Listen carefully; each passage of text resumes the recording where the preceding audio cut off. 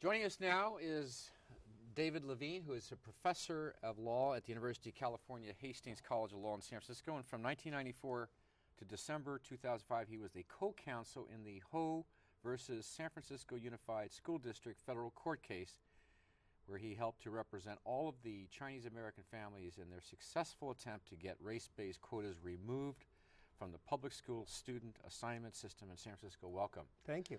Well, it didn't, you got it started, but it looks like they're getting ready to do it again under a different disguise. Well, if you mean they are going to do it School again, board. the San Francisco Unified School District has made some noises about perhaps trying to reintroduce race into the student assignment system in San Francisco. Our view is that that's going to be illegal for a number of reasons. One is that it's illegal under state law, and we can certainly get into that. We will. The other is that we anticipate that under the ruling that the Supreme Court of the United States will be issuing in the Seattle and Louisville cases this summer, we think that it'll be illegal under federal law as well.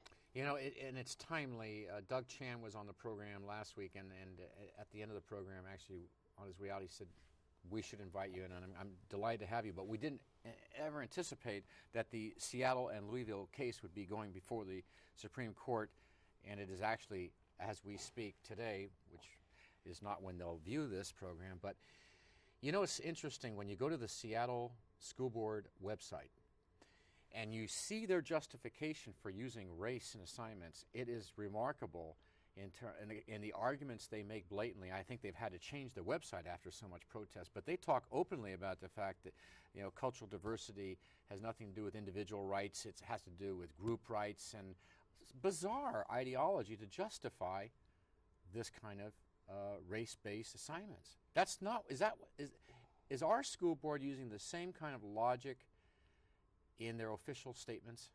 Well, I have to say, I haven't seen the Seattle website, but now you've intrigued me. It's gone now, but they had to remove it, but it's still there. A core of it is still there. Yeah. I'll have to take a look. Yeah. But certainly, the justification that's used in San Francisco is the same as pretty much is used across the country. Certainly, the Louisville school system used this in front of the Supreme Court. Seattle, to a great degree, used it in front of the Supreme Court. The basic idea is that putting kids together is an unalloyed good. And having a maximum amount of racial diversity in the classrooms is such a good idea that it's possible and necessary to force people to do it. Let's turn it around. When you have schools that are predominantly one race, and San Francisco schools, I believe, half of them now are predominantly one race. At least 22 are over 60% one race. Well, it depends on how you define that. Okay. I mean, that's an interesting thing, which I don't know if you want to get into. No, it now. I don't want to. I'm later, going to but, assume that there's some kind of. It's not reaching that 40-60 balance, or whatever balance they think is. They pulled that out of their hats. Okay. Studies has studies shown that academic excellence or performance deteriorates with schools that are predominantly one race.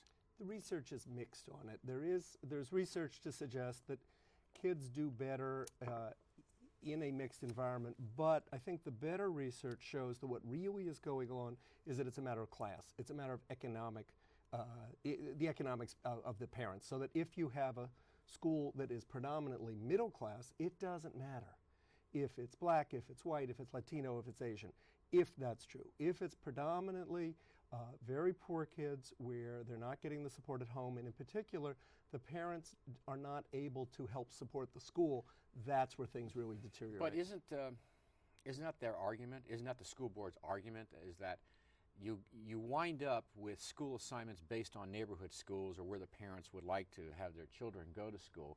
You therefore, by nature, by de facto, you're winding up with economic categories in schools. This school's a poorer school, and this one is made up of middle class.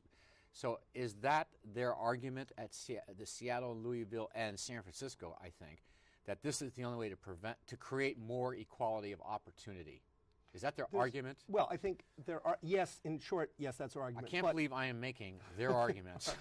But there's a lot of possibilities besides neighborhood schools. I think in some situations it is true that if you stick with a neighborhood school pattern, then that may well lead to race or class segregation.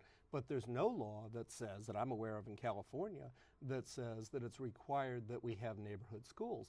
But is it required that they all have an equal opportunity in education? Is that a law? In a broad sense, yes. I mean, there's equality of funding, for example, in a broad sense. I mean, Okay. to some degree, in the detail, that's not true. But broadly speaking, yes. In California, there's supposed to be equal funding. I guess I'm saying is Seattle and Louisville today making their case, which they use this kind of language, are they making the case that we cannot guarantee an equal opportunity for every child if you wind up with these schools predominantly one race or another, especially of one economic class or another, dominating the student body, and therefore that child in that school is not getting the same education as another child in another school. So we have to stop that. We have to blend the Again, those are student body. two separate arguments. Go ahead, There help is me. nothing to be done except to be race conscious versus there is nothing to be done except to be somewhat class conscious or somewhat conscious of the economics. It seems to me those are two separate questions. But in a nutshell, that's what Seattle and Louisville are arguing. They're saying we have to do this. We think it's good social planning. We think it's going to help the kids, and we must do it. And what the Supreme Court is going to be deciding is in fact their justification, what's called a compelling governmental interest. Right. Is it important enough to justify using race consciousness? Can they legally now integrate schools and student bodies based on economic class? Yes, there's no problem whatsoever in using measures of either class or measures of parents' education, parents' income. That's absolutely fine. There's no problem at all with that. And a lot of plans actually rely on those as the ways to mix kids up. When you have, and I've had discussions with single parents and parents in the Bayview, primarily single parents in the Bayview, and they are very interested in having neighborhood schools be. Then you wind up de facto creating just that kind of situation where the school board is going to say, no, your child will get up at 5:30 in the morning to go to this other area, while you're going to wind up with a school with an economic classification of students that's lesser and less diverse. That's not what the Supreme Court's looking at today. No, that's right. They're not. I mean, what the issue is whether they're looking at, can the school board say you must go to a different school? Your race. Based on race. Oh yes. But based on race. economic advantage, they may still be able to force parents not to be able to go to the schools they want to. Oh, I think that's right. I think certainly this case with Seattle and Louisville says nothing about that, and I think no scholar thinks that they're going to overturn the idea that you can use other factors to mix kids. It's just that, in effect, race is the third rail in American history, and because of the 14th Amendment, which is based on Civil War, on slavery, that's kind of out of bounds. What do you think the court can go three ways here? Why don't you describe general three ways they could go, and which way do you think they are going to go now with the two new justices and Sandra Day O'Connor gone? Sure. Well, I mean, one possibility is that the Supreme Court will affirm the lower courts, which in turn said what the school boards in Louisville and Seattle respectively are doing is acceptable. Another possibility is that they're going to say that what they're doing is unacceptable. They're going to reverse those two circuit courts. Whether they come up with some compromise in the middle or not, that somehow it's possible they might say that sort of maybe the Seattle plan is acceptable and Louisville is not, or vice versa. Mm-hmm. That's in the realm of possibility. What I think is going to happen, based on reading the tea leaves from the questions that were asked before, is it sure looks like by a vote of 5-4, the Supreme Court is going to say what Seattle and Louisville are doing are both unconstitutional.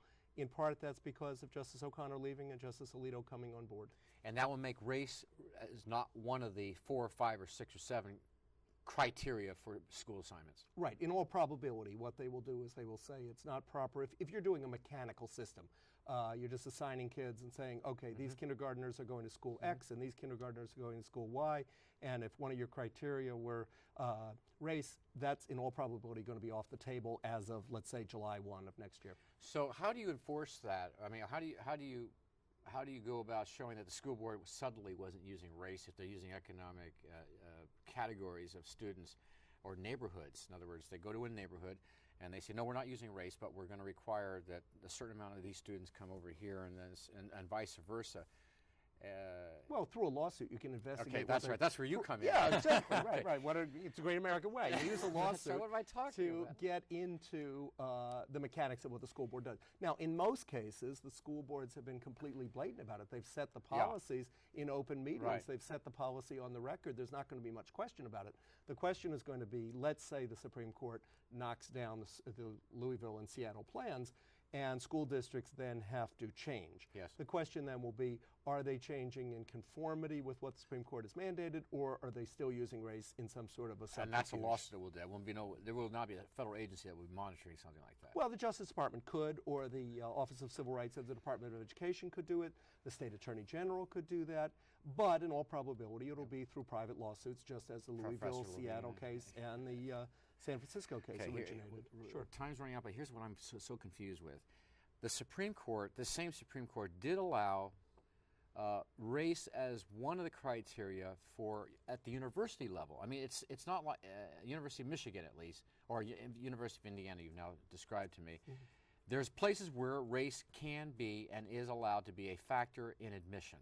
Sure. All right. Now, how does it work? Yeah. They've drawn some very, very fine lines, and part of the issue in the schools' cases is which side of that line do public schools fall. All right. In the University of Michigan cases, 2003, what the Supreme Court said was that on the one hand, if race were part of a qualitative review of a candidate, that what you were trying to do was to bring a number of viewpoints into the classroom, and you were using race in a non-quantitative way, qualitatively, as part of the mix, that could be permissible. But on the other hand, if it was done mechanically, and the undergraduate program at the University of Michigan was doing it mechanically, you got 20 points just for your race if you were one of the favored races, and all you needed was 100 points to get in, so it was a significant amount. That was illegal. The question is, with public school kids, they're making thousands and thousands of assignments. San Francisco makes 16,000 assignments every single year. They are not engaged in a holistic review of 4-year-olds to decide which ones ought to go to one school and which ought to go to another. They're doing it mechanically. Mm-hmm. And so the question is going to be, is the public school system different because it's an assignment system rather than an acceptance system that will allow the mechanical use of race? My prediction is no way. Okay, and then of course, no matter what the Supreme Court does, we have Prop 209 here. Right. And it would seem that it's blatantly not to be a factor in school assignment. How did they get away with even threatening to use it? Okay, well, all right. It's, even if the Supreme Court says that race is permissible, that's all they're going to say. It's permissible. California, under Proposition 209, has said that the use of race is prohibited. So the school district can toy with the idea, but if they actually go ahead and put it in the plans, they're inviting lawsuits from any number of groups. Those they are know easy that, lawsuits. Oh, they know it. They're easy lawsuits to win. It might be that politically, frankly, they need to have a lawsuit and that they won't be able to do it on their own. Otherwise, I don't know why they're doing it, because the answers are so clear under California law. Professor Levine, thank you for explaining these things to me. I have been thinking about them, and I appreciate personally I appreciate what you did for the school district and for the clients, I guess, and hopefully the city will wake up to the modern age. Well, thank you very much, and thank you for inviting me today. Appreciate it. Great. And thank you for joining us, and we'll see you next time.